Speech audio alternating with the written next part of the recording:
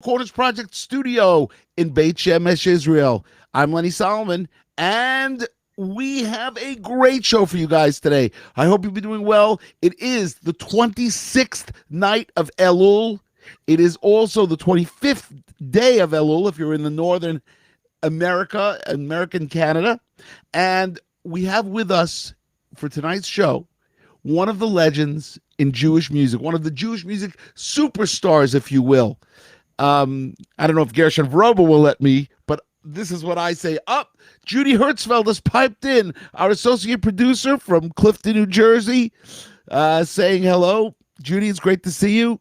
I want to welcome to the studio Gershon Veroba. Hey, Lenny. How's it going? Oh, great. Thank God. Now, I must tell you, Gershon, we have never really had this on-air talk before. You're like the 20th interview, the big 2-0. You're the 20th interview of Jewish music legends that I have interviewed. And I must say that I always start off by asking the person I'm interviewing to give us a little bit of their musical background. How did you become a piano player? How did you get into the Jewish music industry? So, and I know, if you might permit me, that you come from absolute musical lineage, both your father and your mother. Tell us a little bit about that and how you got into piano playing. Oh, that's how I cheated. My my dad, Rosh Hashana, was a chazan. He learned literally from Yossel Rosenblatt's knee. He was next to Yossel Rosenblatt. He learned his chazanas from him. So he was an exceptional chazan who wound up dedicating himself to chazanas so much he never even wanted to make albums. He didn't want to be commercial. So he was just an unbelievable, and his ear and everything inspired me, and that's how we learned, right at the Shabbos table and through davening, and I was in his choir from the time I was very little. So that's how I learned I learned harmony from there. I learned davening from there. That's unbelievable. My mom was a singer. She had sung opera. She had actually been appointed. They were ready to appoint her to New York City Opera, and she decided to continue as a frum person. And eventually, Maria Callas took her spot. So she was royalty then. Your mother was opera royalty. Yeah, she a most unbelievable voice. I have some great recordings from my mom. That is amazing. That is amazing. So there you are. By the way, was last week. Her birthday was last week. Baruch Hashem. All the right things to say beforehand. Thank God. 96. B'li'ayin harad. May Avesrim Shana, happy and healthy. Amen. And I must say that so there you are. You came from musical lineage, and you did not disappoint. I mean, not to embarrass you. So, but I will tell you that. So did you have a piano teacher though? Did you? Yes, I had two piano teachers. My first one was Mrs. Van Nook, and she taught me stuff. She was very good as a piano teacher. But I was a frustrating person to teach as a kid, very restless. Eventually, I got Tom Lishman. He should rest in peace. He was a British gentleman, and he was also my mom's accompanist for a while. He was a very proper guy, but he understood, and he was just a good guy, and he understood that when I would mess around, that it was because I just couldn't practice. I couldn't sit still, but I learned so much from him at the same time. Not enough. I want you to know something very interesting is that Billy Joel had the same issue where he would have a piano teacher, and then during the week, instead of practicing, he would be composing classical. This is the makeup of, and you too. You're an ear player. It's the makeup of, and I'm not simply complimenting myself. It's us. We have these talents, and creativity makes us want to break through. We can't be held back by disciplines sometimes until we're ready. We say, you know what? This is great. This is great. Teach me what a quarter note is now that I'm asking you. But no, we didn't understand that. Our parents didn't understand that. They wanted us to learn a certain way. and it held us back. You know that. Well, I will tell you that, but that's what every generation goes through, because every generation they try to push the envelope and they move to another dimension, and we're saying no, no, no. You have to stay here. You got to learn the rules. You can't break the rules until you've learned the rules, right? I think that's why musicianship, especially in the frum world, has broken free a lot more in the last few generations, because in general, society has come to understand you got to let a creative kid and a talented kid, just let him do it. Put that piano in the living room, a regular piano, so they don't have to flip a switch. Just put it in the living room. Let them fool around with it for 3 minutes and walk away. Let them bang on it for a while. Let them break it. Give them a guitar. Give them whatever it is. Let them exercise. Let them play, and it'll come out. So it's true. It's true. You know, I always say that we are a very unique generation of souls that came down at the same time. And you were the first. I just want you to know that you were the first keyboard player. All of us, myself, Avrami Weisberger, Jonathan Rimberg, Shimon Braun. We learned from Ira Silver, though, all of Shalom. We did. Like Ira we did. But we also would say, you know what we also would say? We would say, what is Gershon Veroba playing? What keyboard is he playing? So I bought a Krumar orchestrator. I remember. Did you ever have the? Right, I bought a orchestrator based on what you were playing, and then after that, you went to the DX7. That's right, and then the DX7 too, which I bought. If you remember, because I think you were one of them, I bought a total of 21 of them, and I sold it to all my friends because I was able to get a discount, and we all got them together, and I was able to pick out of the profit. I was able to still buy my house years ago. No. Well, really? Not out of the profit. It didn't affect my bank account in buying a DX7 while I was trying to buy a house. So you guys 21 DX7s buys you a house. That's pretty good. That's right. So let me see. I sold to you. I think I sold to you, didn't I? Did I? Yes, I got one for sure. Shlomo Rabinowitz, Eli Zamek, Romy Weisberger. I think Remy bought one also, Jonathan Rimberg. Ira Silver bought from me. I think Yossi Rosenberg, Shelley Lang. Just name all the keyboard players. That's right. So we all would look to you. You were the guy that we looked to. And you should know that it was like almost a rivalry. We have to be as good as Gershon. We have to, you know. But it's true. And nobody's ever. I don't think anybody's ever told you that. By the way, you have a whole bunch of people commenting. Michael Beer. Michael, hey, great Michael. To see you. Michael is an amazing traffic ticket lawyer. Without going into details, he helped me a lot. So there's a plug. We don't need to go into the legal aspects, but then you have Nostalgic Hafakot, who writes, awesome interview, Gershon. We remember when you played for the Neshama Orchestra and many other orchestras back in the day, and you also sang solo at many concerts, especially Miami, The Hand of Hashem. What a hit. Thank you for your music, Gershon, then and now. And of course, was this guy when I needed management? I know this guy's great, and I think he lives in England. By the way, I'm almost 100% sure he lives in England. So now I'm going to take you out of your element, because I'm going to bring up stuff that you absolutely won't believe I'm talking about. But our first surprise me, come on. Our first song that we ever did together was Paige. Her name was Paige. Love that song. I found it, by the way. I think you asked me. You did find it?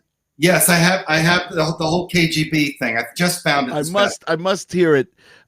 You must send it to me. But you remember where we recorded it? So we did this song for those who were watching. We did this song for a friend of mine. It wasn't Cantrell's place. It was Moshe Antelis' place. That's right. We did it in Moshe Antelis' studio. Another genius. Yes. Another genius. Unbelievable. Where would I have been without Moshe Antelis, man? So the first guitar player and bass player. So our first connection was this song, Paige, which was done with the Bros. Right. With the Bros. The Bros were my chevra. That's how I grew up, and that's how one of the reasons that Schlock Rock exists. is That's right. because of the Bros. Right, Joel Um, Simon Bach and all those guys. JB, I've SB, and become part of the Rasham, Kew and Gardens guys. yes. So Kew Gardens, excuse me. Big difference. it was really fun. Kew Gardens, right? And Right, then we did an album with the Bros also, which of course was called KGB, which stood for right. Kew Gardens Boys. For the KGB. Right. And we recorded it at Mick Cantarella's studio, Grandpa Studio. That's right. I have the card still. I still have the card. Yeah, I think I have it too, but I maybe it was in downtown Brooklyn at the time, and the ceiling was perfect for the short ones. Anybody who was tall couldn't be part of the Ellis and Bro. Right. Okay, so now we're going to move on to 1987, which of course we've already, because you used to play Grossinger's, and we used to all go to Grossinger's together back in the day. Right. That's one of the greatest places ever. And I that's another thing where I cheated with my parents, because my father in the last years of Grossinger's was the chazan there. So I got to stay there for free. But the caveat was that I had to go out, especially on Shabbos Nachamu, I had to go out Saturday night and do gigs at like Moonlight bungalows. And I wouldn't come home until couldn't come back to Grossinger's until 2 o'clock in the morning, when all these people were hanging around all mellow in the lobby, and we'd sit by that 9-foot grand. Oh, yes. It was amazing. That's amazing. When Jackie Mason was sitting in the afterglow room at 2 o'clock in the morning, working on the script for The Jerk. I remember I talked to him about his brother, who was my Rebbe, Rabbi Mazer. So you mean The Jerk, which was what Steve Martin was in? That's right. If you remember, Jackie Mason worked on that script. Jackie Mason worked on the script. He played the guy at the gas station, if you remember. I don't. The movie was not exactly it was an okay movie, but I don't remember. It was cute. It was cute. That would be the apt description. I'm picking up a thermos for you. I don't remember that. I remember a couple of things. But Steve Martin he got a room in the back of a gas station. Yeah, is owned by the character that Jackie Mason played. Now I remember. All right. So, okay. So now we're going to before we go further, I just got to do this. Everybody out there, if you're watching from Facebook, give us a thumbs up, leave a comment. If you're watching from YouTube, either on the Schlockrock channel or the Four Corners Project channel, hit like and subscribe, leave a comment. Make sure you subscribe, everybody. We want lots of people subscribing. And if you're watching on Twitter, at Lenny Solomon, retweet it around. And of course, if you're watching from LinkedIn, because we have a lot of LinkedIn watchers, keep commenting. We love when you comment, and we've right now I see we had a Facebook comment, a couple of LinkedIn comments, and a YouTube comment. Yeah, right. A YouTube comment. Hi, Judy. That's actually my sister. My sister's watching. Judith. Oh, that's Judith too. Judy Hertzfeld is also on YouTube. Yes, I know. She's also on YouTube. Judith. Yeah. So cool. Anyway, all right. So now it's 86. It's the end of 86, and I get this tape in the mail, and the tape in the mail has a cassette written by Victor Shine. The song is, of course, Minyan Man. Right. And I call you up, and I say, Gershon, you got to sing this song. Right. And you also sang Kavodo, which was a song that you wrote. Those were the two songs you sang lead on Jewish Pride. But we worked on this album called Jewish Pride. You played piano on all the ballads. Yeah. We did it at a place called, it was on Allen Street. Allen Street on East Side. East but that was Side Sound. East Side, but that was also Mick's place, right? Well, Mick was the engineer. Yes. Mick was the engineer, and you played all the ballads. I played all the fast songs. Right. And you also sang Minyan Man and Kavodo, and you sang harmonies with us as well on that album. It was a great album. What was the name of the place? What was the name of that song? The place for someone else's place. Someone else's place. I did my Squeeze imitation. Yes. Now, did you ever, in a million years, think that Minyan Man would become what it became? You know, I loved the song. I had no idea. To me, every song that I would stand behind the mic for, I had this fantasy that it would become a hit. That's how I would perform it. So Right. I had it, and it was a great song. And you and I both connected with it emotionally because I knew Victor from Southern Region. You knew him also. I think you also knew him from NCSY as well. You were also banding with NCSY back then, right?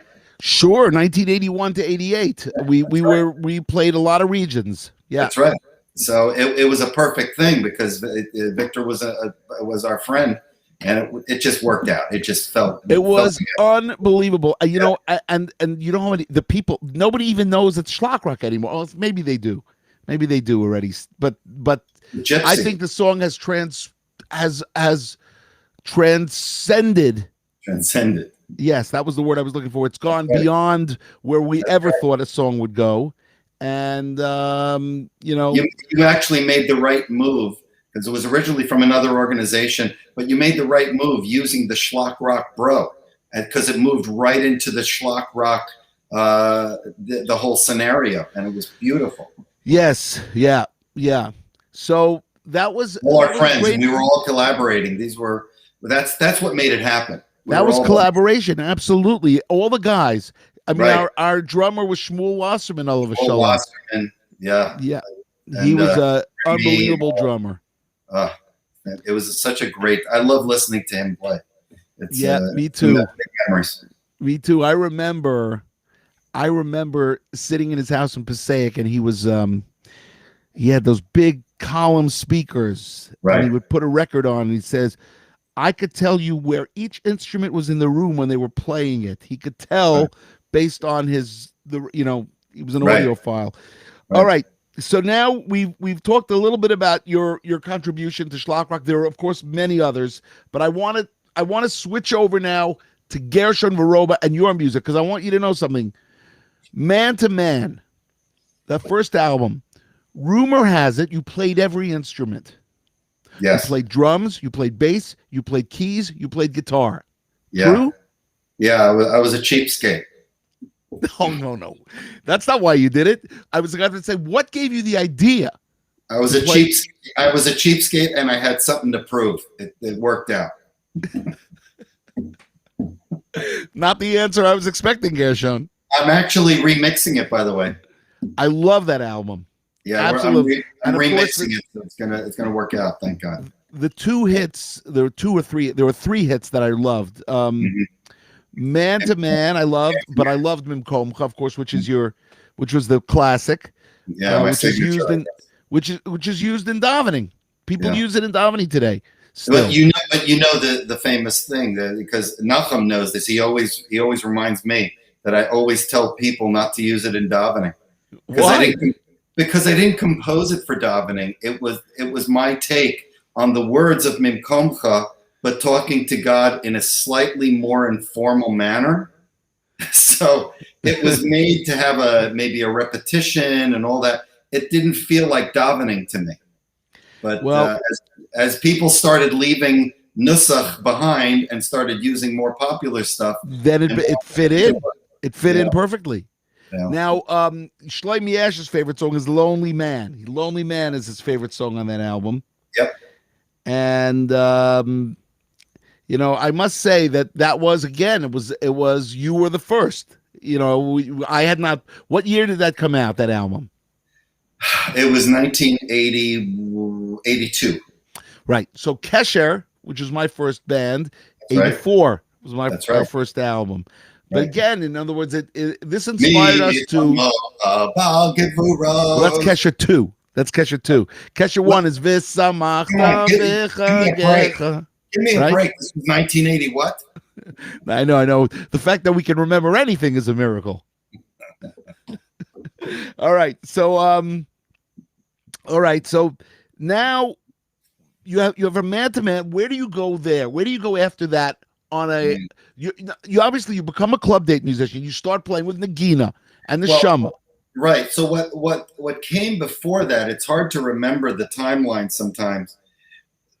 The Man to Man, I got the courage to do my own album because I was really intimidated. I got the courage because the year before, 1981, was the year of Judea.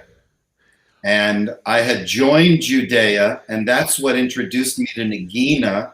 And I was doing jobs, taking my big Rhodes 88 in my 1968 Catalina back seat with the bench seat. And that's where I was going from place to place. And Yerachmiel got me gigs. And that was the Judea thing the year before. That's how I got the guts to make my own album. I wanted to go. So I'll tell you something that I have on my list. Tell us about Judea. That was the next thing that I was going to ask you about. Right. So that's the funny thing. The Judea experience, again, another thing. I went to Brooklyn College for that debut concert where Shlomo Carlebach, Zichrono Livracha, opened up. He opened up for you guys. Right. But nobody wanted to hear him. I have that poster hanging on my wall. It was Yoel Sharabi and Shlomo Carlebach. Nobody wanted to hear them. We all came for one reason. We wanted to hear Judea. Judea was so far ahead of its time. Yeah. But you know what? It might have been the reason that I wrote 5 rock songs in '82. I wrote Hine Matov. Right. I wrote a lot of things, and it must have been based on the what you guys had done and what Safam had done with Bittersweet with that album. That's right. But tell us about the Judea experience. What was it like? What was it like working with Yerachmiel Begun? What about Moshe Antelis? And he was in it, right? And I'll tell you, it was amazing because Yerachmiel came out to my house. And if you remember, where did I grow up, Lenny? Where did I grow up? You grew up in Westchester. That's right. I grew up in Larchmont, New York, which was a different planet. Nobody knew what in the world a Larchmont was. Where is that? Upstate somewhere? It's just past New Rochelle. Oh, that we know. That's where I grew up. I grew up in a Roman Catholic neighborhood in Larchmont. So the reason I say that is because having a friend come from Jewish world to my house was a big enough deal. Yerachmiel Begun now came out to sit with me at my Knabi, and we collaborated on the entire album and because he was used to making great Jewish songs, which is, it's enormous talent, but English songs, he loved listening to Manilow and all of those, but how do you put that together? And that's where I came in, because that's what I grew up on. And we collaborated and turned it into real stuff and actually made lyrical structures that he was unaccustomed to, and it worked out great. And we just kept on collaborating, and the whole thing was a collaborative process all the way into the band. And then we had Moshe Antelis on bass. Yeah. Jonathan Rimberg, Duddy Weiss on. Jonathan Rimberg was he did piano and synth. And as well as guitar. Duddy Weiss was on lead guitar. Michael Myman was a vocalist. Right. Shmuel Ramras was also on bass, because we had different songs, different styles. Who am I missing, Lenny? I'm trying to think. Did I cover everybody? Drummer. Who was the drummer? Thank you for asking that. So we had many drummers because we did live gigs too. As a matter of fact, Shuby played drums for us at one point. You'll pardon me if I'm missing a drummer, but the drummer on the album was Roy Markowitz. Roy Markowitz, at the time, was not only drumming for Pat Benatar, but as it turns out, he is the drummer on American Pie. I bet you didn't know that. I did not. The drummer on American Pie. Yes. That's like big. That's big. And Roy was unbelievable. What a sweetheart of a guy. And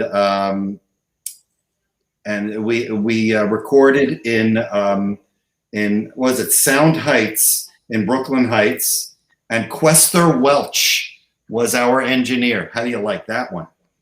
Anyway, it was all collaborative in the studio, and we all got on each other's nerves, just like the Beatles. And we just came up with stuff, and we worked piece by piece by piece by piece. But you guys never did another one. I don't even know why the band never continued. I guess it was too much. It was the Jewish music business. It was a different type of creativity.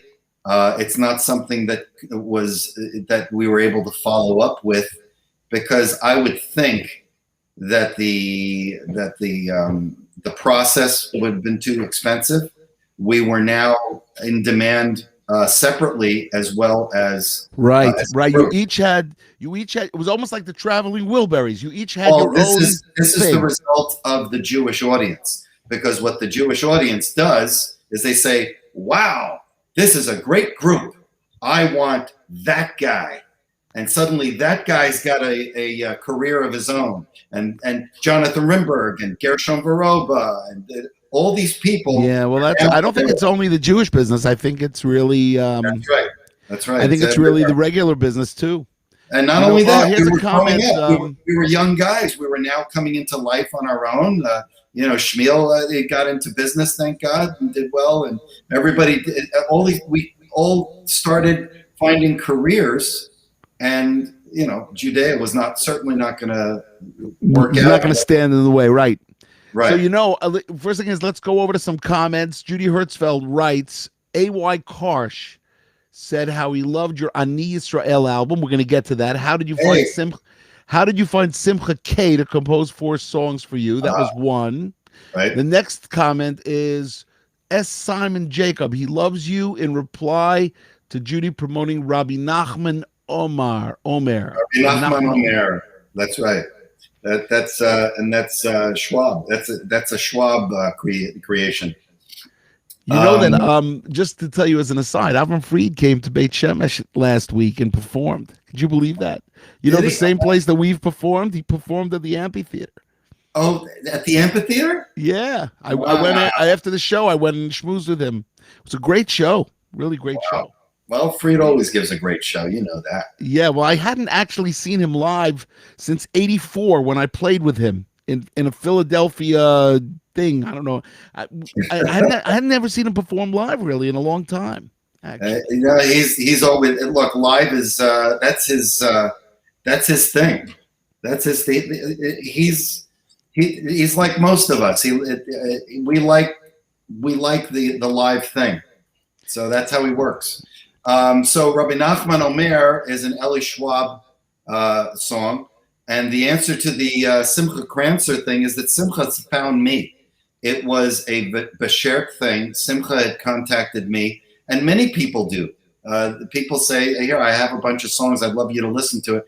And I go, "Ugh, another person with songs." Yeah, right. Most of them, as you know, you get it also. Excuse me. You're right. You're right. Judy, thank you for staying on top of it. I've made this mistake before. As a matter of fact, I made it on the cover. She's right. Ari Goldwag composed Rabbi Nachman, because I have an Eli Schwab song elsewhere, so I get all confused. And that's why Judy really knows her. I got to tell you something. Judy really knows her Jewish music. There's no question about that. Good thing for me that she does, because she reminds me of the right things about my album. It's a funny thing, because you remember, you always have these shows where you have to correct the errors at the end, where the guy goes, "Well, actually, fact checking you, this and this and this and this." Well, Judy just did that. What do we do without those guys? Anyway, so Simcha Kranzer, so I said, "Yeah, send me what you got." It was like he sent me 6 songs. I bought 5. Amazing. That never happened. You can tell me, right? If you get 6 songs, and how many would ever be good enough, if at all? Maybe 1. Maybe. Right. Usually. Stretch. If you're going to get any, you're going to get 1. That's right. What you're going to get. I bought 5. There's still 1 that I haven't had a chance to use. And the others just, I got to say, I think it helped make the album. It gave me unique stuff that I could call my own. And the thing is, Simcha, Simcha's a Rebbe, so I should say Rabbi Simcha Kranzer. He may not want me to say that. He's a wonderful guy. And he writes songs, as we say, l'shma, for the purpose. The music and the words go together. And no less than Rabbi Eitan Feiner from the White Shul had listened to it. He said the same thing. He says these songs sound like they were that like the melody and the words were meant for each other. Simcha Kranzer writes like that, and he's very careful to make sure of that, and that words are pronounced properly, which is, as you know, that we've lost that a lot. Yeah, I do know that. We made sure of that, and I loved working with him. I would check with him, is this okay if I change this? And it just came out, and it worked out well. Now, let's quickly shift for 3 minutes, not more, to variations and impressions. Okay. 5 albums. You put out 3 variations albums, 2 impressions albums. Basically, for those people that have not heard it, and I'm sure you have out there, because I always get people. He knows all my sensitivities with these. Yes, we have a little bit of a different opinion in terms of parody writing, but you and I are always straight. It's the difference between variations and impressions. And you always knew that. One's more of a. You'll take it. Well, wait. I want you to tell me all that, but I want you to know, what I really want to hear about is a little bit about working with Sookie and Ding, working with Zale Newman, right? Those guys, who was Variations? Variations was them. Variations was originally produced by Sookie and Ding. Yeah. I knew Zale from elsewhere, and Zale was in all the concerts that I worked in. I knew Zale from there, and Zale did have involvement. It would have been great to have him around. He's a Canada guy.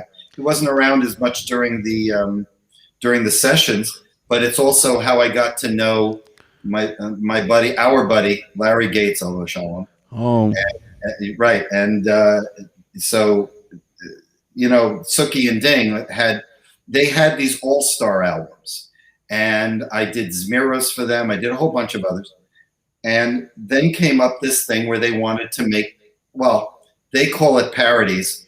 You want to go through what the difference is between them? No, we don't need to talk about that. You and I are proud. Let's just straighten that out. You and I are very proud of the differences, because you are fantastic at what you do, and that is not what I do, because I don't do it as well as you do. Yes, but it's fine.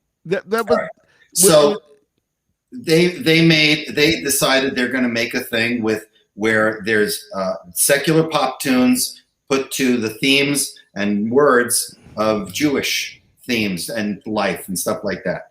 And they put it by me, and I was supposed to do a song or two, which I did.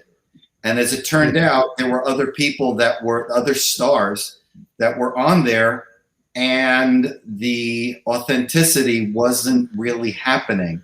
Right. So Ding said, listen, try this one, would you? And how about this one? And before you know it, I was singing most of the songs. So between me and Harold Fruchter, who was singing right alongside me with a lot of harmonies, and there were songs that didn't have to have an imitation, just a nice performance. It was Harold Fruchter and myself on Variations 1. And then we went to Variations 2, where I participated in the composing or recomposing, making sure that the words fit nicely, because not everybody knows how to do lyric stuff. And it became more of a collaboration.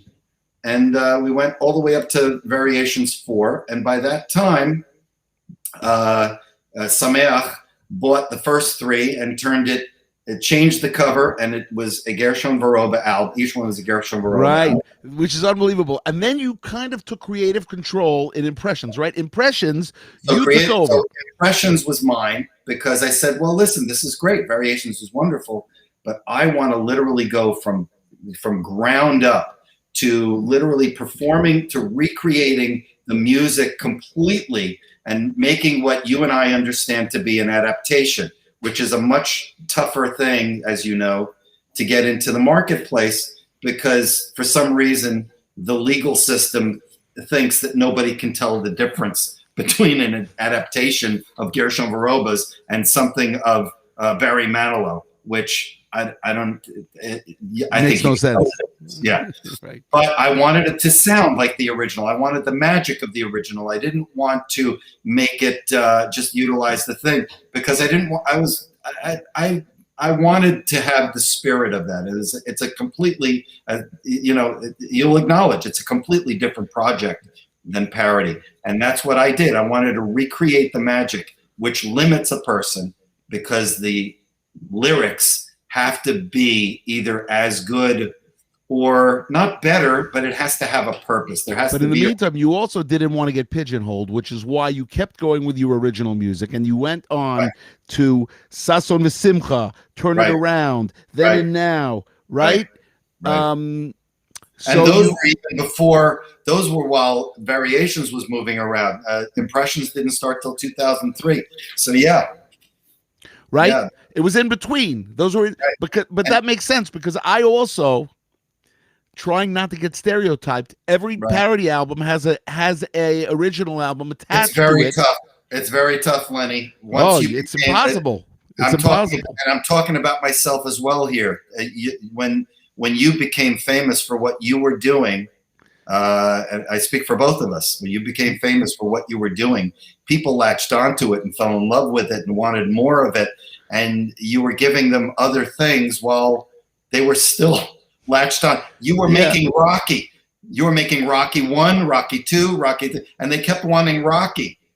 I know. You know, And the funny you were thing trying is to make that a Rambo, and they wouldn't listen. even today, you play it, you go, if I go and I play a concert, if I don't play Achashverosh, That's right. the heavens are going to fall down. You got to play Achashverosh, you Well, got to here's play the funny Rashi, part. you know? So here's the funny part. So I was talking to Shulam Lemmer, and Oh. Shulam says to me, you know, I never heard of Billy Joel until I heard you do the Chazan Man thing. And I said, "Ay, that's how you learned Billy Joel, from me doing Chazan Man." I wasn't that crazy about doing Chazan. It was cute. It was cute, Chazan Man. And it was fun, but Yeah. it wasn't the performance, you know, to honor Billy Joel. And what happens? And I said, Shulam, isn't it kind of weird that I was yelled at for goyishizing the Chazan Man thing, and you, the Hasidic guy, does the original Billy Joel Piano Man and gets a zillion views on YouTube?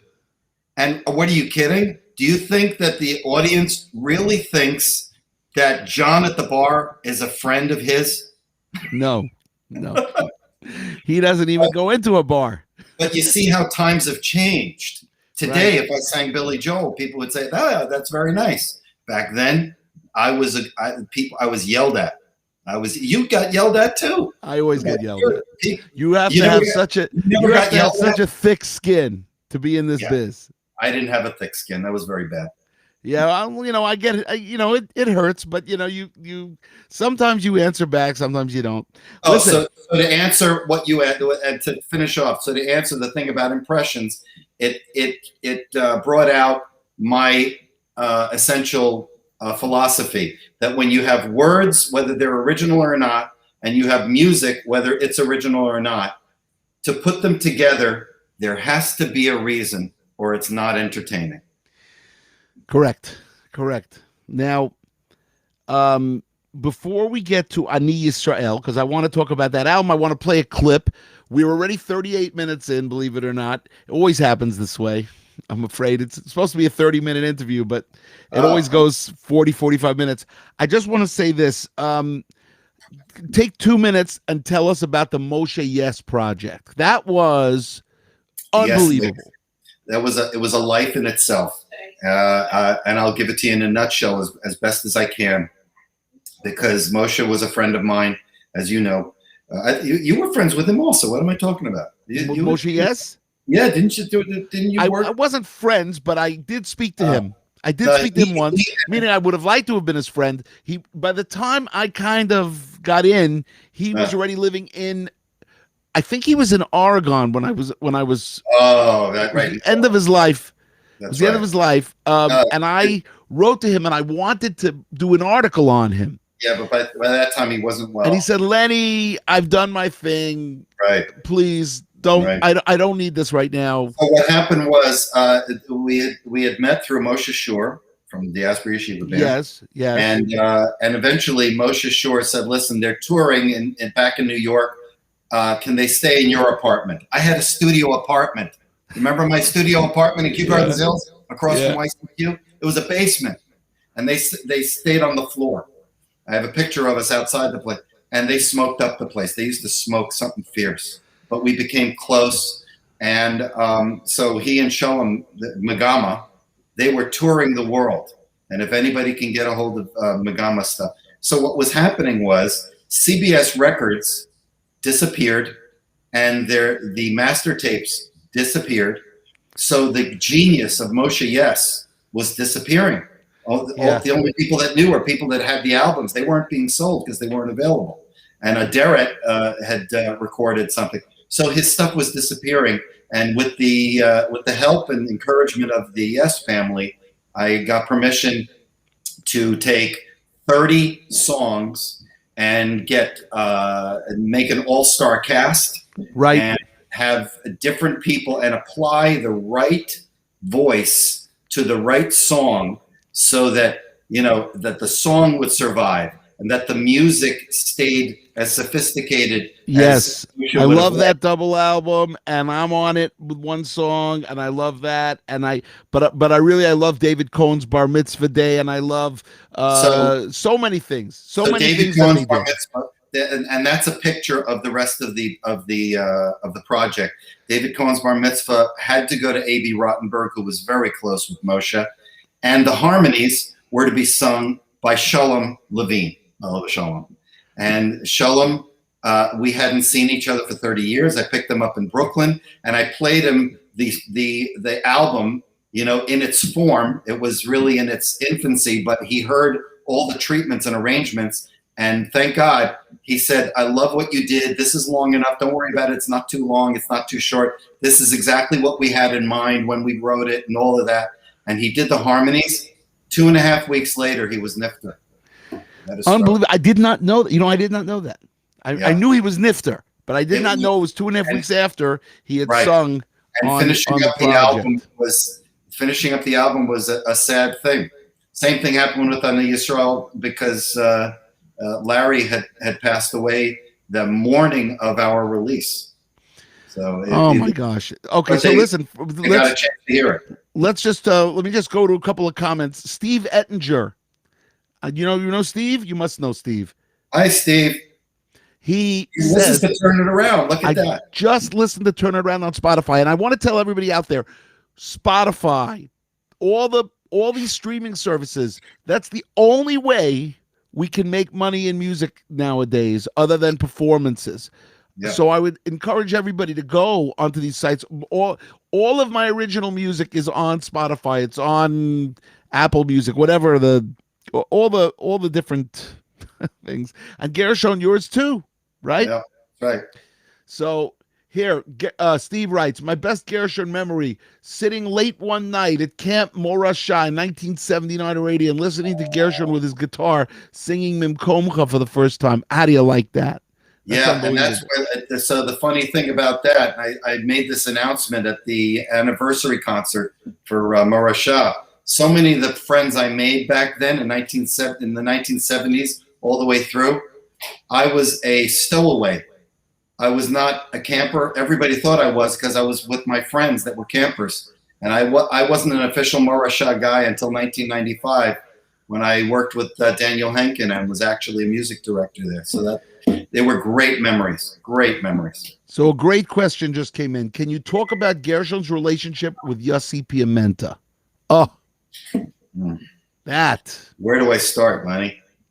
You got to know, because you were a phenomenal friend of his. Phenomenal. I miss him every day. Yossi, I learned so much from Yossi. My music was, and he was, you know what? The one compliment that I got from him was not an outright compliment. Whenever we worked together, he didn't like it when people told him what to do, because he was genuinely better than most of the people who were telling him what to do. But it's that creative thing. And we create because we loved the same music. We had come from it. And I would direct him, and I'd have him play, because as you remember, he would play a song that he didn't even know, and he would play unbelievable. I say, wait, stop right there. Okay, do that one again, and then just hold the note at the end. And I would cut him up into phrases, and suddenly between the two of us, he would have this solo that made this melodic message that he really created, but that I said, okay, let's cut that up and make a song out of it. And so anytime you hear him on any album that I was involved with, including Journey's 3 in Cave. Oh yeah, Journeys. I forgot about Journeys. Journeys 3. Right, it's cut up into phrases. But I loved him. We used to get together in Eretz Yisrael. He brought me to great restaurants. He taught me. We taught each other music, and I was able to turn him on to Tommy Emmanuel. He had never seen Tommy Emmanuel and Jerry Reed. What else can I say? I'll come up with it. I'll talk forever. It's good. No, it's good. I love him and I miss him every day. Okay, we're up to Ani Yisrael. Should we play this track? Let's see if it works. Yeah, go ahead. Play it. We're going to play a little bit of the video of the track. Tell everybody, if it doesn't work out, they got to go and check it out themselves. Right. So let me just see. I hope I shared the audio because otherwise nobody will hear anything. We'll hear it, Gershon, but I don't know if they will. You know what? Okay, let's give it a shot. Let's trust myself that I actually shared the audio. All right, we're going to add to the stream. Here we go. Now we're going to go over to the Gershon Veroba video. Press play and go full screen. Here we go. Yeah. Even without the music, it's fun. Oh, I love that. That's Stefan Gagba and Kobe Tsabari, and these were the biggest hip hop dancers in Israel. Yes. If you ever watch Sil Sulim, you ever see the? Yeah. That's them. That's them. They were all sharing my room at the Agrippa's Hotel, and these were fantastic scenes that we droned, and we got this 1994 Subaru, and we had a blast. Stefan Gagba is a big dancing, a hip hop dancer star. You see Stefan, and this we did in the dark. So hot, but so great. It was hot in the middle of the desert. You can see this all on YouTube. Go to YouTube. Where I'm suddenly a tourist that actually knows so much now. I started off as a tourist who didn't know anything, and now I'm showing them how to use those wacky gas pumps that nobody knows how to use. Right. Oh, and the dancing was so much fun. All right, should we? You know what? That was fun. You don't even need the music right now. Everybody should go to youtube.com/GMajorEvents. That's it. Very simple. All right, let me see. I think they could hear the music. Yeah? Okay. I couldn't hear it. That's fine. All right. You couldn't hear it? Nah, but it's okay. I had fun. Wait, let me just go over here and press stop. youtube.com/GMajorEvents. Hopefully it worked. You know what? We'll find out on the replay if it worked. There you go. All right. So tell us about Ani Yisrael, the album, and then we're going to go to what you're doing now outside of music, because we have something very. Ani Yisrael was a project of my. I wasn't sure if I was going to be making another album. I'm still not sure if I'm going to make another album, but I wanted to make an album dedicated to Eretz Yisrael, and I felt it wasn't fair that because I'm an American that hasn't moved there, that I should feel left out. As you know, firsthand, I come there as much as I can, and it's not always easy. I've given Eretz Yisrael my daughter, who Baruch Hashem now is married. There's a family there, and my son went to yeshiva. Eretz Yisrael is part of my life. So for me not to say that I'm an Israeli, it's part of a Gemara. And if you watch the video, you get the Gemara in the beginning, because it says if you're born Jewish, you are an Israeli. So I wanted the whole album to be dedicated in one form or another to the love of Eretz Yisrael, and I found great composers, and I was able to do 2 songs that I produced, songs of mine that I produced with Larry Gates, Olav Shalom. These were projects. The whole thing was a project of love. My Mivan Siach, Let Me Be. And that also got me a visit at the Knesset. So really, Amir Ohana sent me an invitation, and we were hanging out. He's a unbelievable guy and a good guitarist, by the way. Interesting. You know, I got it. So everybody out there, I did not share the audio. So the problem is, of course, you could share the video. Then I had to press click, share the audio. So I'll tell everybody there are two great videos from this album. I don't think you made any more. Did you make two? You made two. There are some. There's also an a cappella version of another one. Just go to the youtube.com/G Major Events. You'll find it. There are different playlists. G Major Events is Gershon's band. G Major Events. So if you go to that YouTube channel, you will see everything. Make sure you go to Ani Yehudi and Let Me Be. Let Me Be, my favorite video. But by the way, what's really cool is you're making the same mistake that all your other fans do every time they talk to me. Your fans come to me, they say, "I love that Ani Yehudi song." I said, "I'm sorry, that's Lenny Solomon's song." Oh, I said Ani Yehudi. Ani Israel. Sorry. I hope they make that mistake a lot for you, Lenny. That's the worst thing that should ever happen.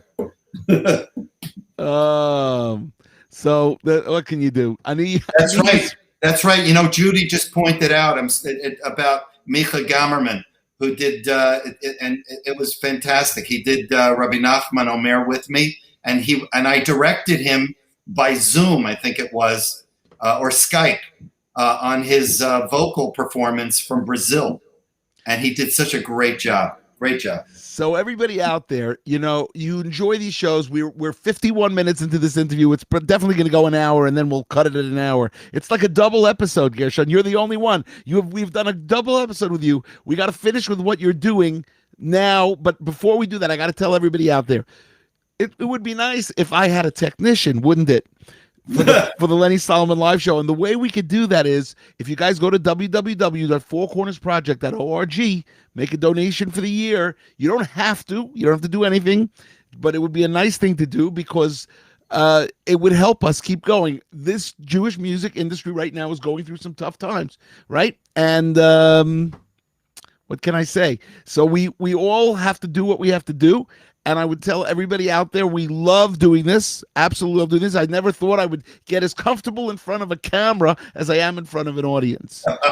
You know, and Gershon, I know you are as comfortable also in front of a camera. You are now doing something a little bit, shall I say, a little bit different, or maybe it's connected somehow. Well, right now, and you'll pardon me if I don't talk about everything. It's still being formed, but what I'm doing is I am working with an amazing organization that has been around for at least 25 years, doing wonderful things for the global Jewish community. They've successfully sued for hundreds of millions of dollars, getting for the benefits of terrorism victims. And now we're going public, and that's my job, is to launch a media platform. And we're going to be making entertainment. It's been my life. And now I'm going to take all of the things that I understand from my life, and I'm pouring it in, and I'm finding great talent in producers and directors and marketing people. And it's something that Mitzvah Hashem you guys will be seeing. You're going to see. Am I allowed to say the name of the organization? Am I allowed to say it? I'm going to hold up on that. All right, let's wait, because you're still in. I know that you're still in the early stages. Yes. But you are working on something that is going to be Bezrat Hashem, with God's help, monumental, and we will hear all about it, and I will tell the audience about it when it comes out. And so, if I would say to Gershon, this is my last question to you, Gershon. If I would say to you, where do you see yourself musically in 5 years, or what would you like to do that you have not done yet? I'm planning on it already. As a matter of fact, I don't know if you ever saw my microphone from my studio. I had it redone, and it's now worth $1 zillion, and I'm going to use it. I want to start recording music that I enjoy. I'm not necessarily looking to sell the music. I'm already I have G major now. We've been doing weddings and all sorts of wonderful things. Thank God the bands are.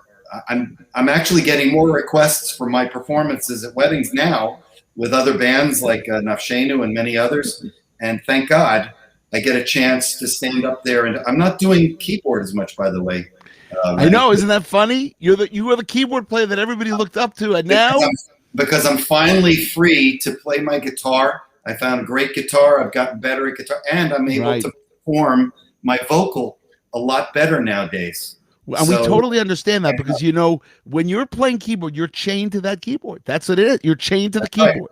And nobody, and you know this, and I'm not insulting you, because you're not only an amazing keyboard player, but you've saved my hide. I'm telling everybody, he saved my hide. When did I do that? In Eretz Yisrael, when my keyboardist didn't show up, and my guitarist, I think, didn't show up, and you came to the Beit Shemesh festival. Oh yeah, I played with you. You were there, and you didn't have to do that. You came out and you helped me. An amazing keyboard player. So, I don't know. I don't know if I would catch. Anyway, the reason I'm telling you is because you know that few instrumentalists look as boring on camera as a keyboard player, because there's something about the front. You can't really see the magic. It has to be from a certain angle so they see your hands flying. If you don't get that angle, it just looks boring. It is very different. You have to learn, and that's why I learned at an early age, always stand. You never sit. You never sit. I always stand.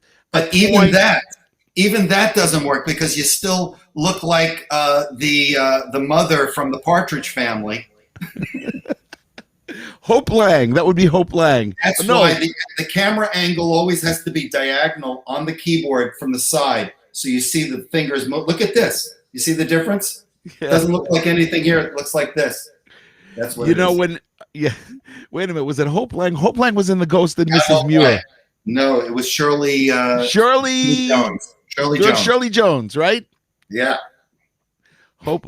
I was mixing her up with from The Ghost and Mrs. Muir. Ghost and Mrs. Muir. Quick, say, give me the theme. Give me the theme. No, no, that's my favorite Martian. Wait, Barf,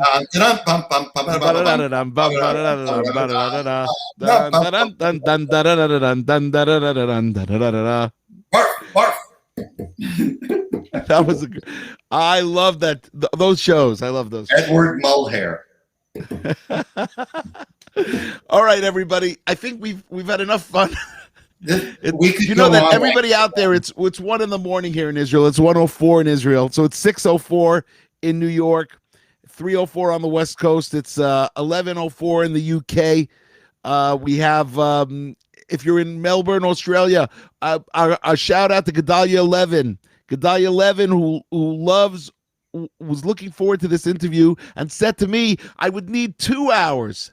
That's right. So we did it in one. Man. We did it in 1 hour. And I have to take this up. I don't want to forget. I want to tell everybody. I want to publicly thank Lenny, aside from many other things that he did and saving my hide at Beit Shemesh. But most importantly, he gave, aside from great friendship from way back, thanks for giving me a fantastic song. You gave me Minyan Man. And I hope I trust that you enjoyed what I did with it, and I appreciate it. Because of you, I had a lot of fans. Because of you, I had a lot of fans that didn't know it was me. They said, "Wow, do you know Lenny Solomon's Minyan Man?" I said, "Excuse me." Yeah, right. Can I tell you the funniest story? Do you remember what you said to me after you did the take? No. You said, "Uh oh." I wasn't in great voice. That wasn't so great. And I go, what are you talking about? That was fantastic. That's the take. I'll tell you, the truth is, if you're not in good voice, you try harder. And if you don't trust me, go watch, if you can find it, my live performance of Hand of Hashem with the Miami experience. Yeah, they talked about it. I had laryngitis that night. I didn't know what would come, if anything would come out.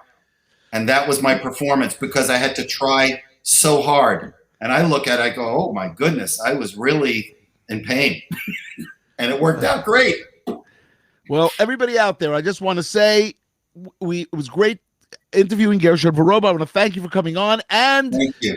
Everybody, we're going to do one more show before Rosh Hashana Sunday night. Sunday night, we'll do a show at 11 p.m. Israel time. music show, which will take us into Rosh Hashana, the last show of the year, 5781. And everybody out there, have a great Shabbat. And Shabbat Shalom, everybody. Thanks for watching. We will see you soon. Keep on schlocking. Lenny, so on. Take care. Four Corners Project Studio in Beit Shemesh, signing out.